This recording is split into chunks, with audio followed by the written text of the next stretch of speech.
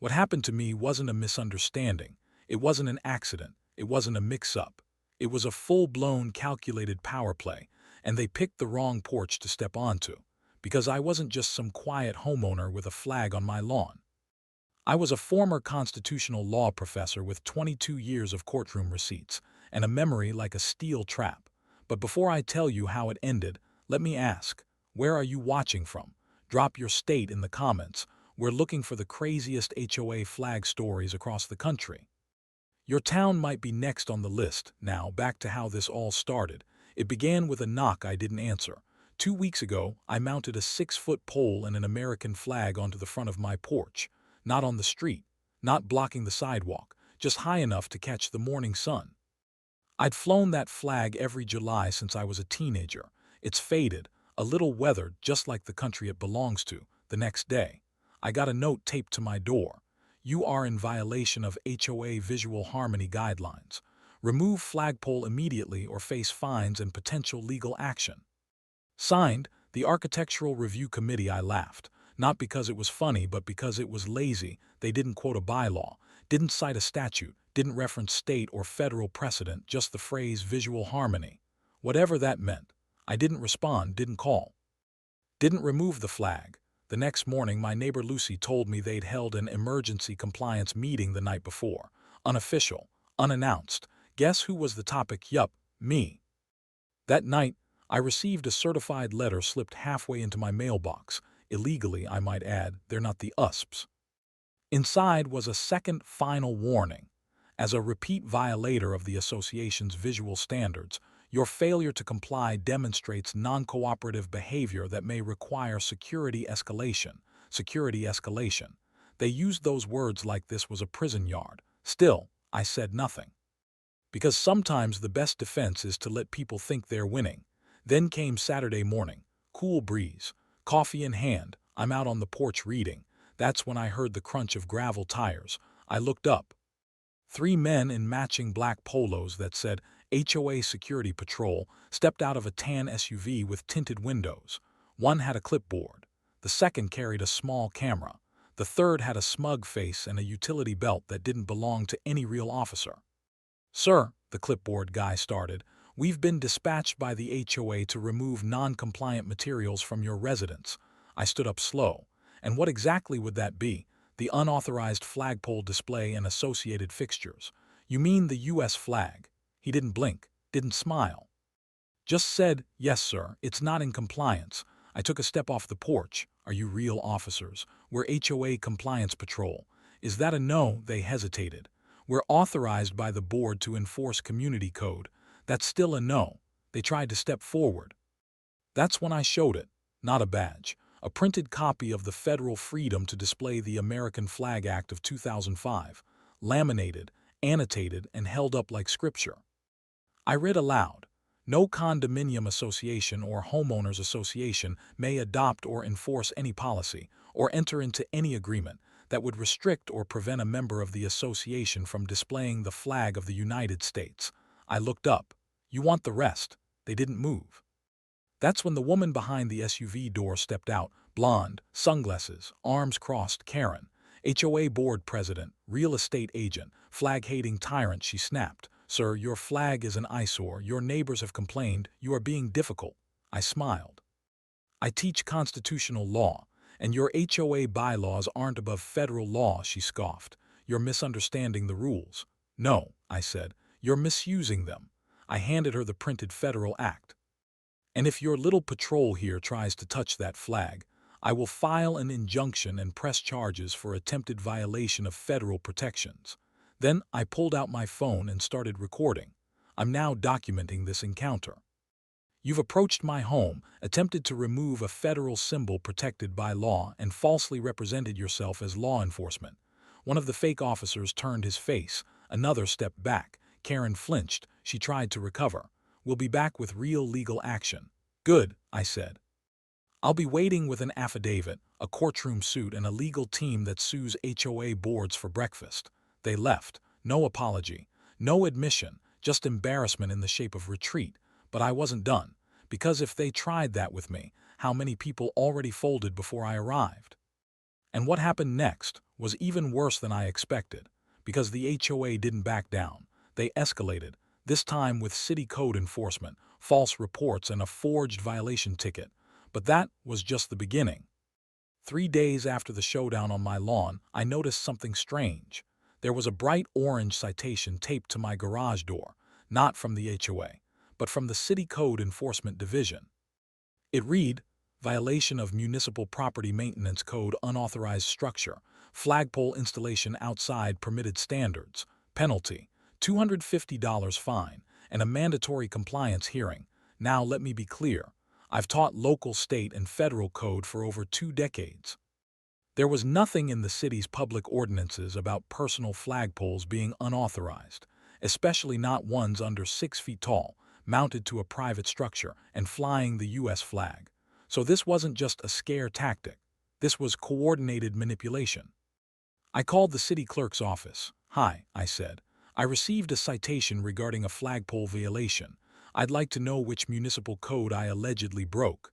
There was a pause on the line. Then, "Can you hold for a moment?" That was the first red flag. A different woman picked up.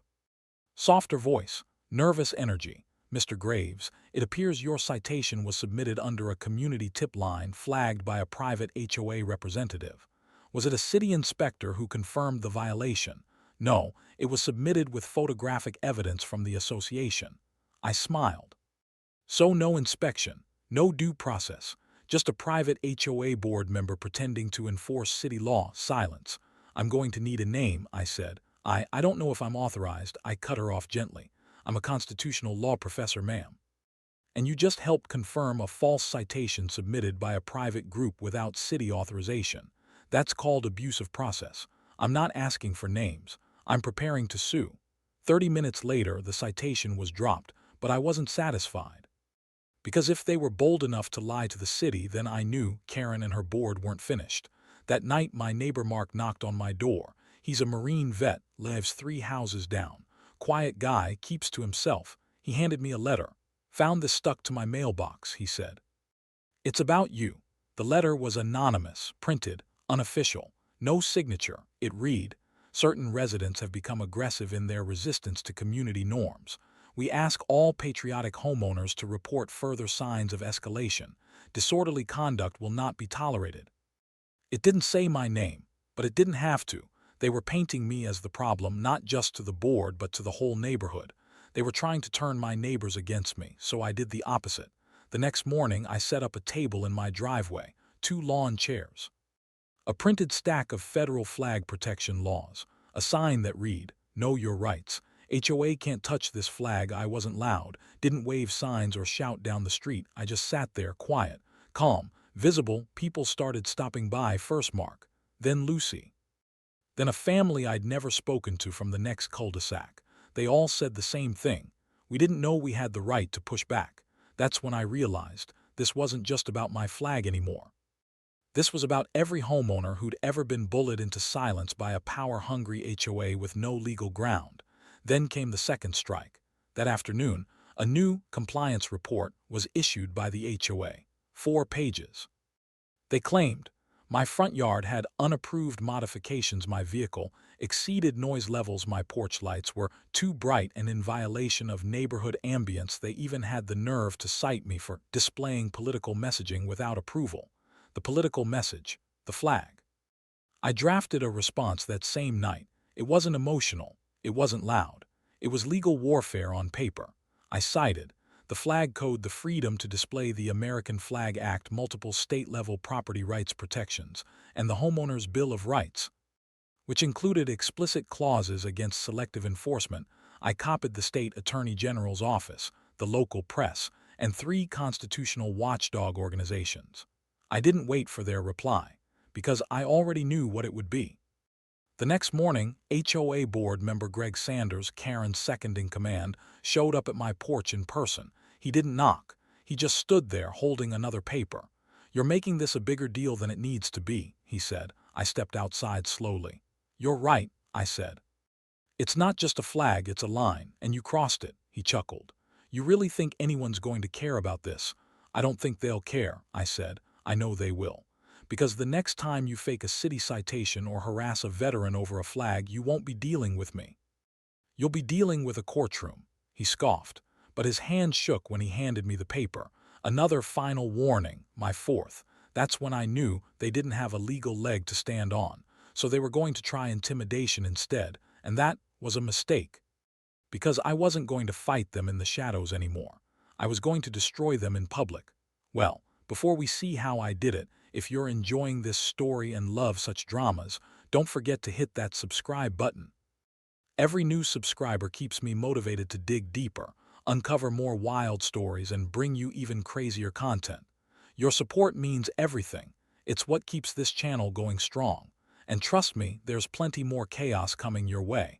Back to the story, they could have backed off. They could have let the flag fly, taken the loss quietly, and moved on to someone else's lawn. But instead, they made it personal. They took a neighborhood disagreement and tried to twist it into a public security issue. That was their next play. It started with an email. Mass sent to all HOA members. Subject line: Community safety reminder, vigilance in troubling times. Inside, it said, recent events have drawn concern from multiple residents. Please report any unusual gatherings, filming, or confrontational behavior to HOA security or board representatives. Our neighborhood is a place of peace and shared respect. No one should be made to feel unsafe on their own street. They didn't name me, but they didn't have to. I had cameras.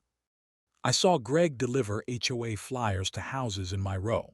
I saw Karen standing at the edge of my lawn on her phone, snapping photos from behind her sunglasses.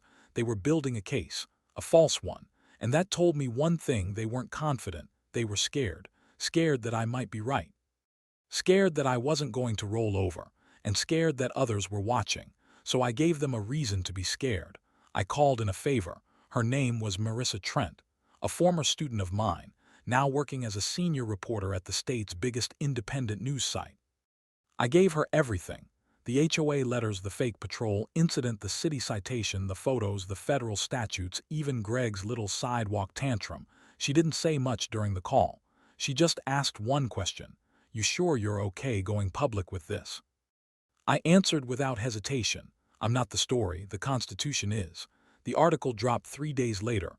Homeowner fined for flying American flag. Local HOA cites visual harmony. It went viral in less than 24 hours. The headline was too strong, too insane, too un-American.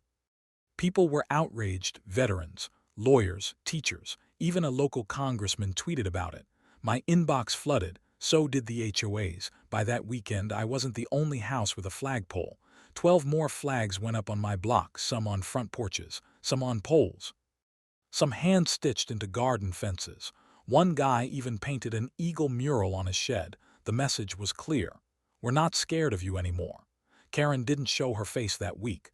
Greg tried to, but couldn't walk 10 feet without a neighbor asking what gave him the right to declare the U.S. flag a violation. They tried to issue a pause on all HOA communications due to harassment.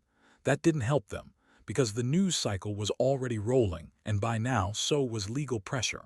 A nonprofit constitutional watchdog group reached out. They wanted to support my case, offer legal backup, amplify the exposure. Another contact, a state senator's office, called to ask if they could reference my case during an upcoming debate on HOA reform. I said yes, because this wasn't about my name anymore. It was about how many people had been silenced without knowing the law was on their side. Then came the last move: the HOA had left. They tried to criminalize me. They filed an official disturbance report with the local sheriff. Claimed I'd been intimidating board members, disrupting community harmony, and organizing unsanctioned protests. They even said my flag table was a political display bordering on domestic disruption. That last line, that's the one that got them burned. Because by then, I'd built a case file too, and I sent it to the sheriff's office before the ink was dry. I had video of the patrol, audio from Karen's threats, a copy of the 2005 Flag Act, a list of legal citations showing their overreach, and testimonies from neighbors about the HOA's intimidation. The sheriff's deputy who came to my door looked tired. He said, "Look, sir, I'm just doing my job, but it's pretty clear you're within your rights." I smiled. "Am I being charged?" "No, sir." "Am I being warned?" No, sir. Frankly, I think they were hoping we'd scare you into silence. I handed him one last folder.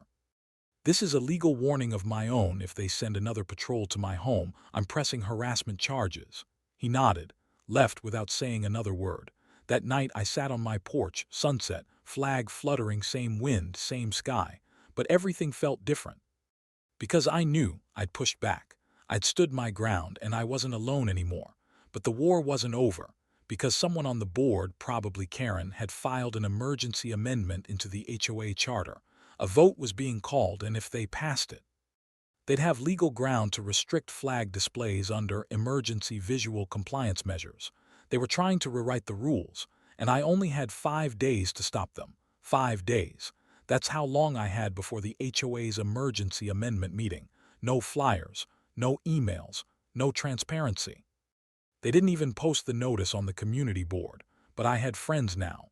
Lucy spotted the agenda taped to the inside wall of the clubhouse, not outside, not public, just enough to technically say it was posted.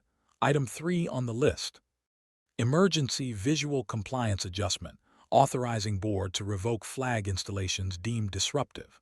This wasn't about harmony, this was about control, and they were trying to take it through a quiet majority vote, but they forgot who they were dealing with. I'd written constitutional lectures on abuse of private charter authority. I'd studied the limits of HOA reach. I knew the loopholes and the ways to shut them, so I got to work. First, I printed 200 flyers, not to protest, to educate. Front side, did you know? Your HOA can't ban the U.S. flag. Backside, flag code summary, federal protection citations from case law, the exact wording of the new amendment they were trying to pass, and a reminder. You have the right to vote. Then I went door to door. I didn't preach, didn't yell. Just knocked, introduced myself, and handed out the truth. A lot of folks didn't even know there was a vote happening. One man said, "I thought that flag thing was over." I said, "They're hoping you do." By the third day, flags were multiplying again. People who hadn't said a word during the earlier mess were now stepping out of their garages with mini poles and zip ties. One house even tied a flag between 2 oak trees with lights under it. It was turning into a movement. On the morning of the vote, I wore jeans, a navy blazer, and carried a leather binder. I wasn't there to make noise. I was there to win. The clubhouse was packed, more than I'd ever seen. Karen stood at the front in a crisp white blouse, holding the meeting gavel like it gave her real authority. Greg flanked her. Clipboard, tight jaw, she called the meeting to order. "Before we begin," she said, "I'd like to remind everyone to remain respectful and civil. Disruptions will not be tolerated. Translation, don't challenge us. But I didn't need to disrupt. I needed to dismantle." She began with agenda items, minor votes, budget allocations, routine noise. Then, Item 3, Emergency Visual Compliance Amendment. This vote allows the board to regulate any visual installation that disrupts neighborhood unity or peace, including but not limited to excessive flagpole usage. There it was, spoken cleanly, like a legal anesthetic. No mention of me, but every eye in the room glanced in my direction. Karen continued, "We will now open the floor to discussion. Please keep comments brief." I raised my hand. She hesitated, then nodded. I stood up slowly, walked to the center of the room, and faced the crowd, not the board. "Most of you know me," I said. "I moved here 4 years ago. I've never raised my voice in a meeting, never violated noise rules, never missed a fee." I held up the flyer. "But what's happening here tonight isn't just a vote. It's an erasure of a right." A few murmurs, I continued. "This amendment doesn't just ban tall flagpoles or neon signs. It gives the board unchecked authority to label any visible display disruptive. That means flags, porch lights, religious symbols, veteran markers, memorial plaques." Karen cut in. "That's not the intent." I raised a hand calmly. "But that's the legal effect. Intent doesn't matter in enforcement. Wording does." Now I turned to face her. "This is not about aesthetics. This is about silencing a message you don't like. And the moment we allow that," I tapped the binder, "we're no longer a neighborhood. We're a zone of compliance." The room went quiet. I stepped back. Karen tried to recover. "That's certainly one opinion. The board is simply trying to maintain unity." A woman in the back stood up. "Unity isn't created by telling people what they can't display on their own homes." Another voice. "Since when do we vote to ban the American flag? Then Mark, the Marine vet, stood up. He didn't say anything. He just looked at Karen, then at the board, then shook his head.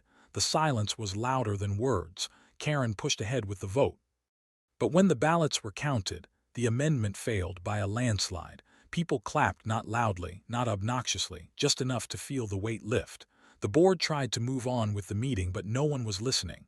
They'd lost more than a vote. They'd lost control. Afterward, Greg passed by me near the exit. He didn't speak, just muttered, "Enjoy your little flag parade." I smiled. "It's not about the parade," I said. "It's about the precedent." But Karen, she wasn't finished. 2 days later, she filed a formal complaint with the state HOA Compliance Bureau, claimed I'd led a targeted intimidation campaign and interfered with community peace. She included footage, clipped, edited, stripped of context. She was trying to take this beyond the neighborhood.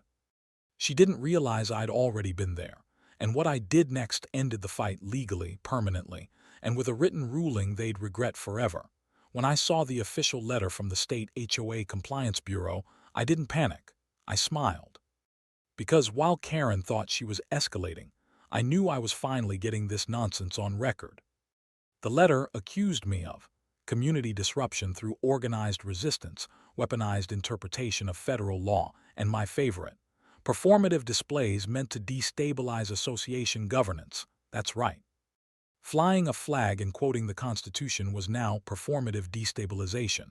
I read the letter twice, then I started writing my response. But I didn't just write a rebuttal. I wrote a legal bullet, 12 pages, fully cited, structured like a trial brief. In it, I included a side-by-side timeline of events, federal statutes like the Freedom to Display the American Flag Act of 2005, HOA bylaws that had been violated by the board, affidavits from neighbors who witnessed the patrol, and citation screenshots of the edited surveillance footage Karen submitted as evidence, and a full-page summary of constitutional violations based on prior case law. I CC'd the following: my attorney, the constitutional law watchdog group, Marissa the reporter, and one of the state senators who had taken an interest in the case. 3 days later, I received an email. After review of submitted materials, the Bureau has dismissed all complaints. In addition, we have opened an inquiry into Silver Pines Ridge HOA for potential misuse of enforcement procedures and retaliation against a protected constitutional expression. Karen's complaint backfired, but I wasn't done. I sent copies of the letter to every homeowner on the block. Attached was a short message. In case you were wondering whether your flag, your lights, or your right to speak were protected, they are. And if the board tells you otherwise, here's the ruling to prove it. No threats, no anger, just facts, and facts are dangerous when people have been ruled by fear. That weekend I held a small gathering, just a few neighbors, flags up, lawn chairs out, coffee, sandwiches, nothing loud. Just freedom. Karen didn't show, neither did Greg, but Lucy did, so did Mark, and about 15 other residents, some I'd never spoken to before. A woman named Eileen leaned in as I handed her a cup of lemonade. She whispered, "I took down my flag 2 years ago when they said it was too aggressive." She looked around, "But I'm putting it back up tonight." That moment, that's when I knew the HOA hadn't just lost a vote, they'd lost the people. The next board meeting was scheduled a week later. Karen didn't attend. Greg sat at the front alone, eyes down, reading from notes. He barely spoke. When the floor opened for community questions, someone asked, "Will the board issue a public apology for trying to criminalize free expression?" Greg said, "We regret any miscommunication." The room went quiet. Then someone else said, "It wasn't a miscommunication. It was a misuse of power." That person got a round of applause. So did the next person, and the next. By the end of the meeting, 3 board members announced their resignations. One of them was Greg, but Karen still hadn't surfaced until the letter arrived, not typed, handwritten, slipped into my mailbox. It read, "You embarrass me, but I suppose you were right. I hope you're satisfied. I'm done." There was no signature, just one line at the bottom: "The flag is yours, always was." I sat back on my porch that evening, same spot, same wind, same flag, but this time it felt different because it wasn't just a symbol anymore. It was a victory marker, but it still wasn't over. Because there was one last clause buried deep in the HOA charter. One Karen had quietly pushed through during a low turnout vote 2 years earlier. a clause that gave the board one final play, and if I didn't challenge it, they'd find a new way to silence the next person.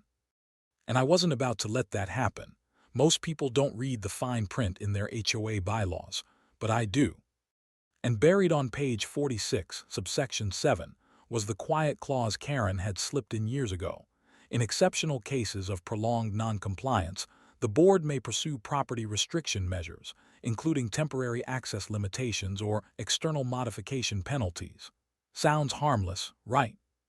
Until you realize what it actually meant. They could legally fence off parts of your yard, restrict you from using certain entryways, even send a contractor to remove unauthorized modifications, like a flagpole. It was vague, slippery, and entirely unconstitutional. But it was still technically enforceable, and I knew exactly what they'd try next. A week after Karen's handwritten letter, a contractor's van showed up at 6:45 a.m., unmarked, no company name, just two guys with bolt cutters and a ladder. I caught them before they got out. You lost. I asked. One of them looked up from his clipboard. You, Mr. Graves? Nope, just the guy standing between you and a federal lawsuit. He hesitated. HOA said to remove any non-compliant hardware from the porch area. Let me guess. Flagpole, he nodded. I smiled and held up a document. Preliminary Injunction Enforcement Freeze Order, District Filing Hash 8724J. They read it, backed off, and drove away. That order filed the day before. Because while the board was regrouping, I filed a preemptive motion through the civil court to invalidate the prolonged noncompliance clause on the grounds of federal conflict and constitutional overreach. Took me 1 hour to write. Took the judge 10 minutes to sign. That single document froze every last power grab the HOA had left, and the moment word got out, everything shifted.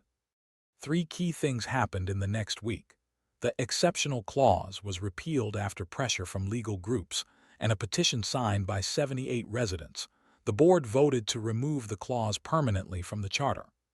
A recall vote was triggered. Residents called for a vote to elect an entirely new board, fresh faces, clean hands. Silver Pines Ridge HOA was placed under review. The State Compliance Bureau opened a full audit, not just into my case, but all previous enforcement incidents over the last 3 years. Karen, gone, moved out in the middle of the night, for sale sign up by the weekend. No goodbye. No statement, no press, just silence. The morning after she left, I walked past her property. The porch light was still on. So was the security camera that once recorded disruptive behavior. Now, it just stared at an empty yard. Later that month, I was invited to speak at a local civic event. Topic: what HOAs can't do and why it matters. I opened with a question. Who here has ever been threatened by their HOA for doing something that's completely legal? Almost every hand went up. I smiled. Good. Now let's talk about what happens when you don't fold. Since then, I've been helping other neighborhoods audit their HOA charters. No charge, no publicity. Just making sure no one else gets bullied by a badge that isn't real. Because the truth is, power only works if people don't question it. And once you do, it starts to crack. The flag still flies on my porch, not just because I have the right to fly it, but because I proved I do. Because when HOA patrols tried to arrest me for showing pride in my country, they didn't know I'd spent my life defending the laws they never bothered to read. Let that be the message. Know your rights. Use your voice. And when someone tries to shame your freedom, make them answer to the Constitution.